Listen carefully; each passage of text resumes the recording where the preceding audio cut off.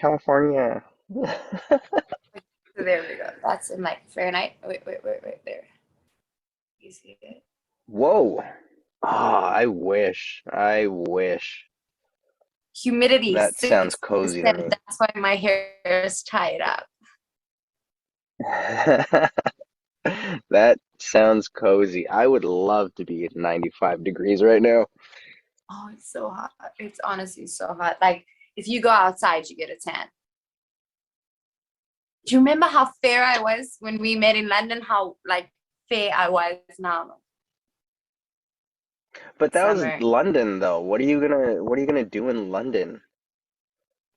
You're gonna lose your tan in London. That's just Who? colonialization at its prime. You go somewhere and you lose your tan, even though it's summertime. So when you were in London, was that also were you doing acting classes there? Were you pursuing the industry there, or In all were you honesty, just slinging bottles at Cirque? so basically, so the full story of why I ended up in London, a really big agency wanted to pick me up, and I was like, amazing. So I sold up everything here, and I went to London to start my life. And I didn't even get to meet the agent. I met their assistants, and they're like, "No, you're great. You're everything we want, but what work do you have coming up?" And I'm like, nothing. Isn't that like your guys' jobs? Get me into the room and, schmooze, do my thing, get the Hmm. job. And they're like, no. Yeah. Hmm. And then I was like, damn, now I'm in another country which is incredibly expensive compared to my home. Where I have like a decent name and, reputation in my industry back home, and I have nothing here. It Yeah. was very difficult to find an agency, even in modeling. So I was like, cool, let me just get a good job that keeps my energy alive. So I was like, a waitress at a nightclub would be fun. Did that. And I think it was almost like, I don't know if it was the nightlife or just those two rejections kind of thing, because it's very difficult to go from having something, or it was humble, I needed it was very difficult to leave as like, let's say, a leading woman in a film, to another country where no one gives a fuck about you and you need to eat, and you're like, cool. So I lost myself a bit, being like, I just shouldn't be an actor, if these people aren't willing to take a chance in me, what makes me think I deserve a chance? It was, self-pity, woe is me kind of a thing. So I kind of just took a break from the industry. I took a break from modeling, from acting, and I worked on myself as a person. And then they were casting for a film called Triggered, which I'm pretty sure you guys can get on your side. It was bought by Samuel Golding Films. Hmm. You I think I watched watched Triggered. that I'm one. pretty sure you see